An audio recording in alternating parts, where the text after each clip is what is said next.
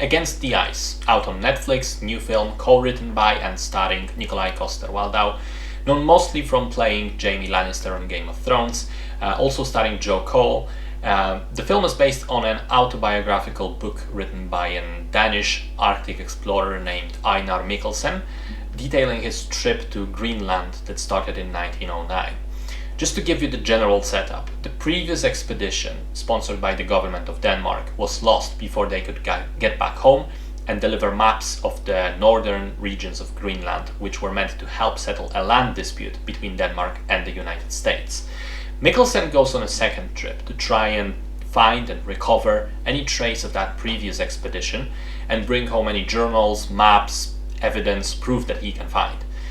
When his ship gets stuck in ice for the winter and his main companion gets frostbite on his leg, Mikkelsen takes one volunteer, the ship's mechanic, to go on a sled journey inland with him. A journey of hundreds of miles in the snow and ice with limited food and supplies that's supposed to take months before they can even get back to the ship for spring and sail back home. Now, this is as much as I'm saying, because the story of what these men experienced on their journey is absolutely unbelievable. The events take them beyond the limits of human capabilities, physical, emotional, and psychological limits as well. It's one of those remarkable stories of human willpower going against all odds in service of a greater goal, and also an expedition, an adventure from a different time, from when you couldn't be found and saved so easily, from when there were still large swaths of unmapped wilderness in the world. So it's quite inspirational, but also quite terrifying and haunting at times. I think both lead actors are great, and they really play up this dynamic, which initially is Coster-Waldau plays the older man, the grizzled captain, emotionally distant, hardened by his journeys, kind of harsh and grumpy.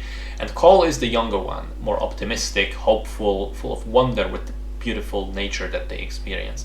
And of course that changes and shifts as time goes on, but the fundamentals of the relationship stay the same throughout.